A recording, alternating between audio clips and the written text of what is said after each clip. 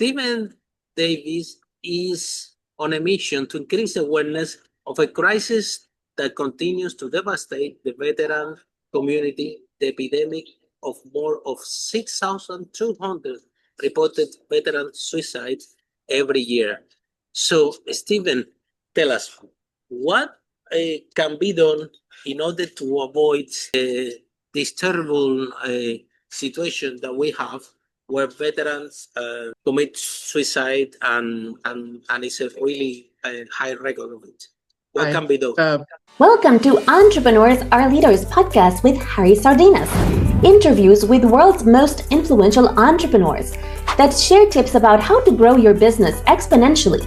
Charismatic speaking, leadership, branding, marketing strategies designed to help you monetize your knowledge, find true happiness, and manifest your goals and dreams. Well, I've written a book about how, in my experience being an emergency department nurse outside of the military, that a lot of the veterans that are getting out of the military aren't making an effective transition into what we call the normal world. Part of that is coming from being in combat, and their mindsets are changed in reference to a different thinking pattern. So as part of that transition is not successfully accomplished, a lot of these veterans are ending up not being able to get a job, not being able to move on, eventually coming into the emergency department in crisis, in a psychological crisis or frustration. That in itself is a step of us as a nation failing to support these veterans after military service.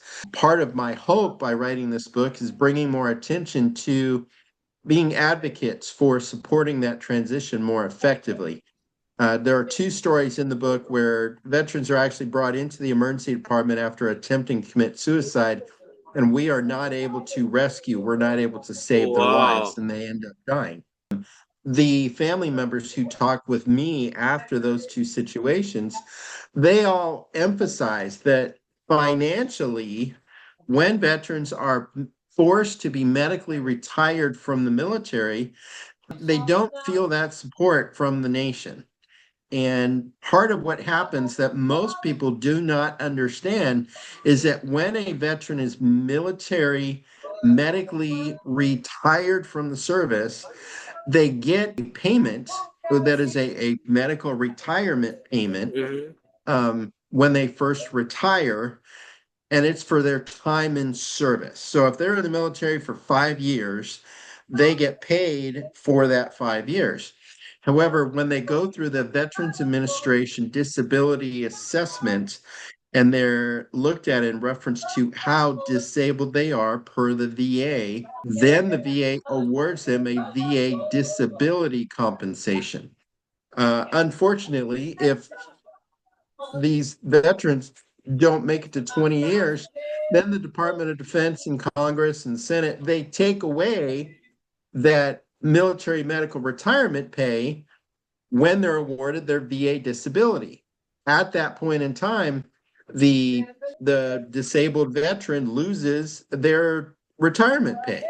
It's the only employment field, it's the only career field in the entire United States where you can lose your retirement pay because you're disabled. It's an aspect of discrimination that is essentially frustrating, but it highlights how a lot of these disabled combat veterans move into steps of depression, hopelessness, which ends up increasing their risk for suicide. It's frustrating as all hell. But I'm hoping to bring more attention to the aspects of what we call concurrent receipt in reference to the dual payment of military retirement for disabled combat veterans, as well as receiving pay for VA disability pay. And that's the premise of 2 chapters in my book, other than talking about how these people move through stages of depression, of anxiety, of homelessness,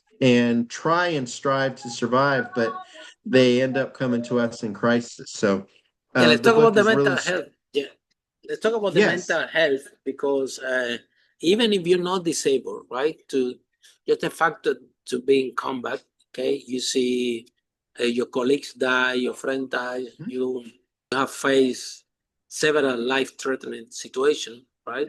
Clearly, when you come back, you are someone that needs support in terms of mental health, in terms of arrive to a place that you can find love, that you can find a community, because the veterans, when they arrive from the war zone, they are landing in the community, and yes, nobody will understand them. It's same like the entrepreneurs. Okay, no one understand them because nobody have gone through what they have What been they have go experienced. through. That's yes. Exactly, they can have nightmares, they can have fear, they can have terrible moments. They see blood, they see people dying.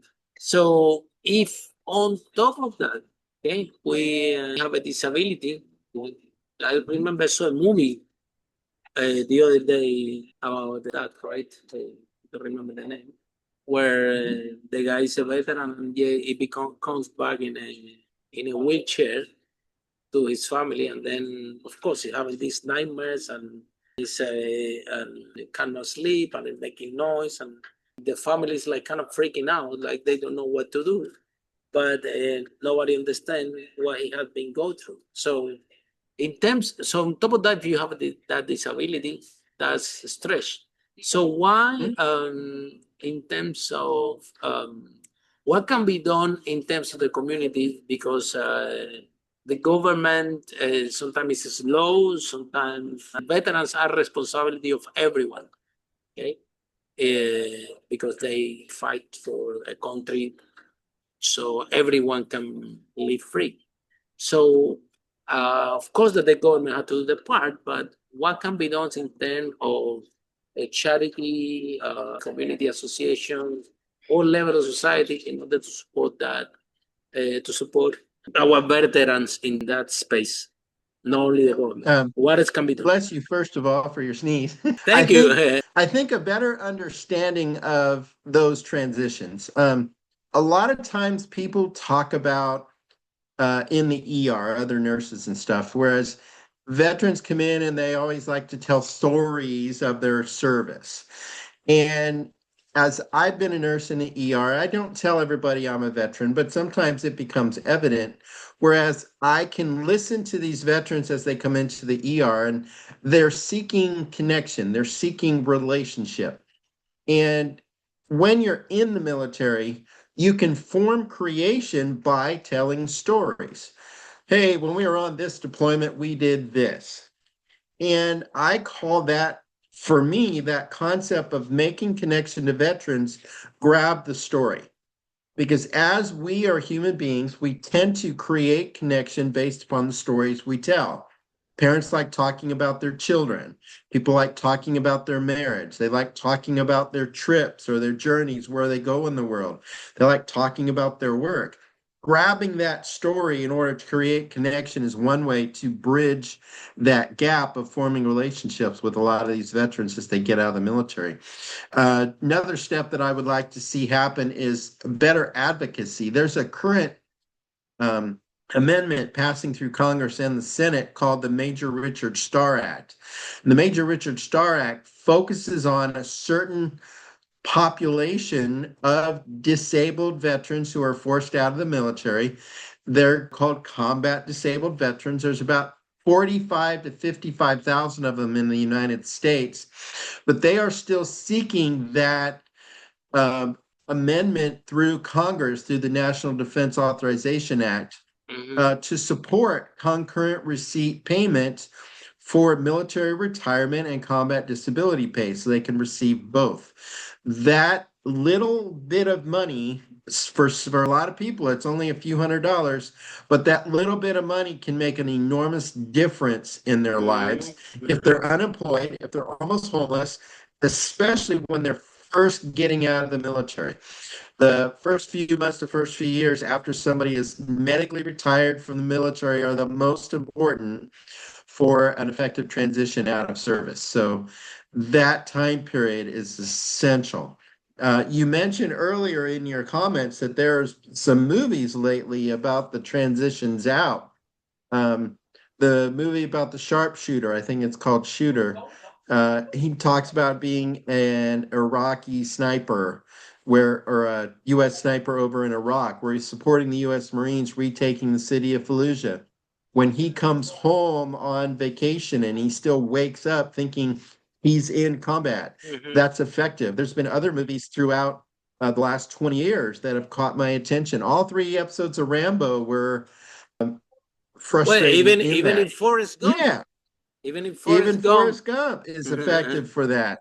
Born on the 4th of July with Tom Cruise. There's a lot of movies, there's a lot of books written, there's a lot of elements of these transitions that people see and are aware of, but I'm not sure that our nation is aware that over 6,200 veterans every single year are reported to commit suicide. Wow, that's it's happening lot. all around us. Wow, that's a high number. Yeah. So I think that what could be done, right? And you're right, is create framework where they can connect, right? Like even if it's a Facebook group, if it's a WhatsApp group or something, so they all have a sense of community and they are all integrated. I think this is something that still with your book, you want to raise awareness. So that population needs support, okay? Yeah. And they need support from everyone, from organizations around where they live. The issue is that they are spread out, okay? The issue that they are spread out, they're all over the United States. However, with the new technology, you can have a Facebook group, you can have Zoom meetings, you can have online events, you can have where we talk about the subject because they need constant support in terms of them. And the word thing, Stephen, is that you feel that nobody understands. Okay.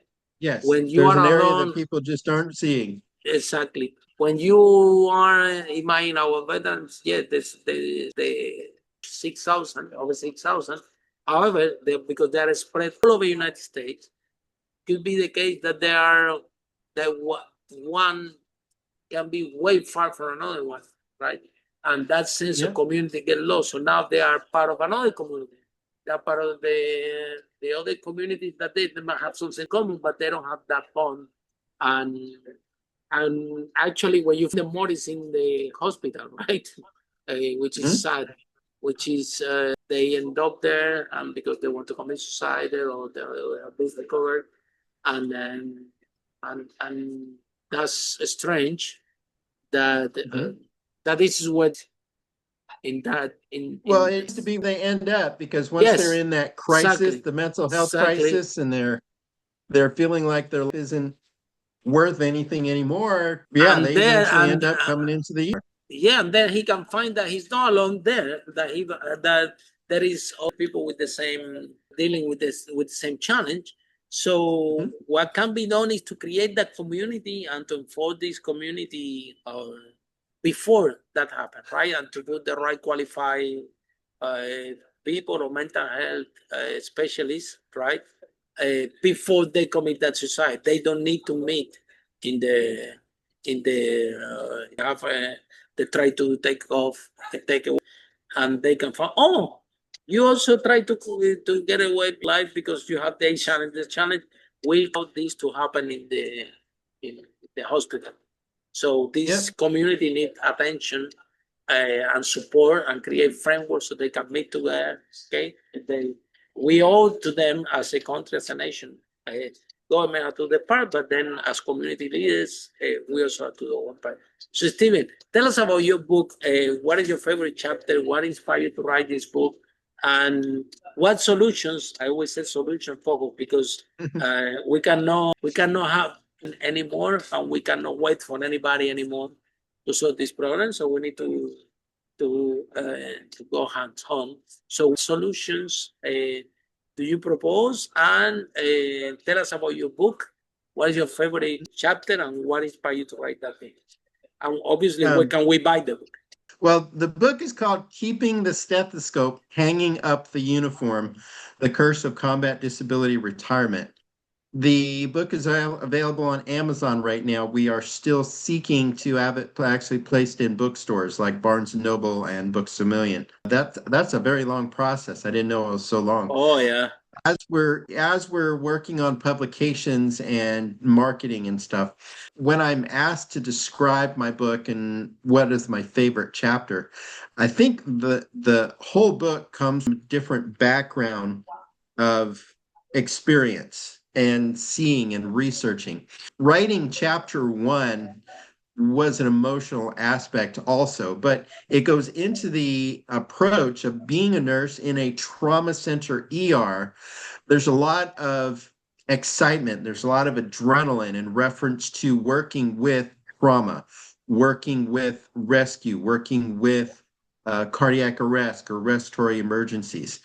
And I try to describe that better to the layperson, to person not from the hospital, about how a trauma team works.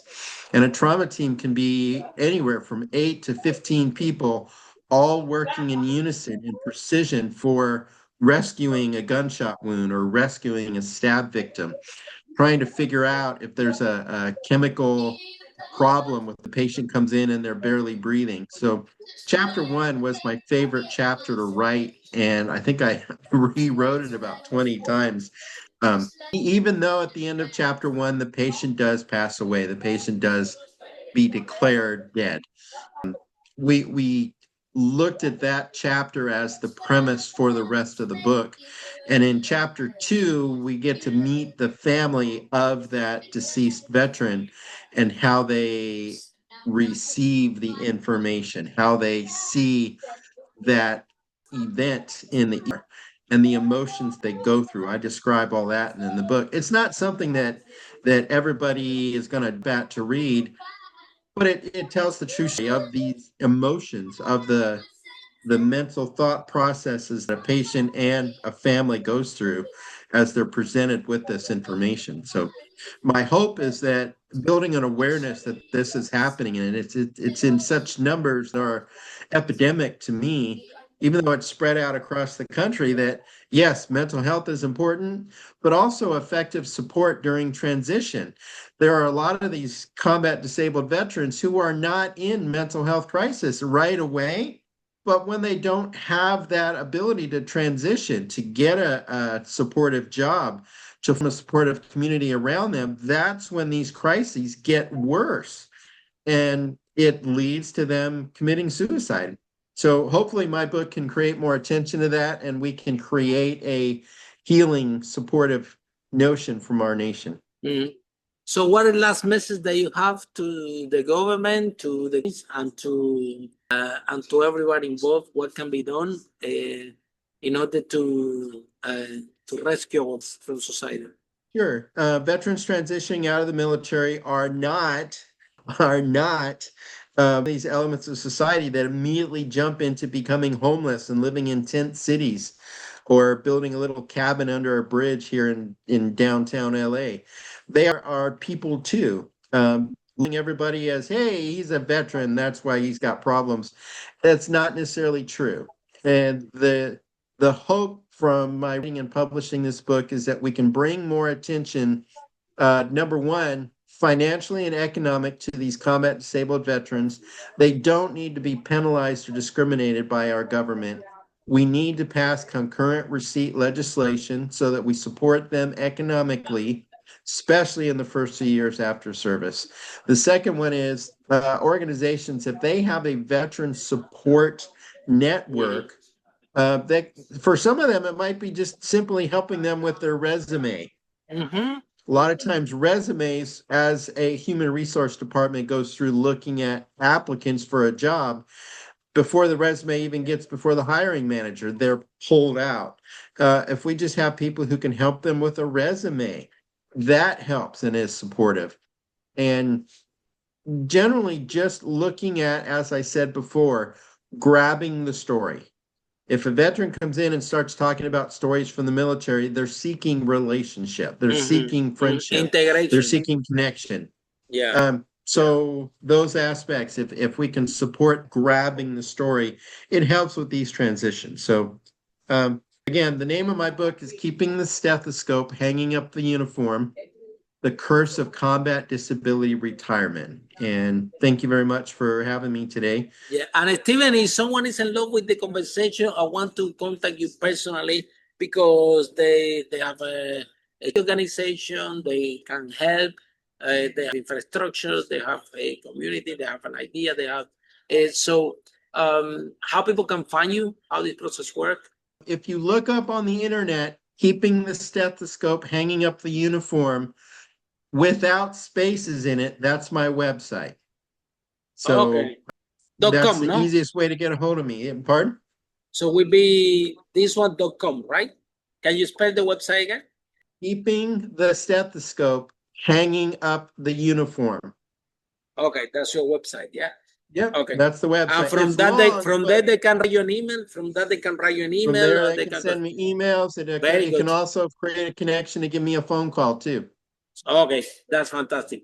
Thank you so much, Steven. That has been fantastic. And for all of you following the broadcast, Entrepreneurs and Leaders, see you in our next episode. How authors, speakers, entrepreneurs create things that make the world a better place. Bye for now. Follow us for more on charismatic speaking, leadership, exponential business growth, branding, marketing, strategies designed to help you monetize your knowledge, find true happiness, and manifest your goals and dreams.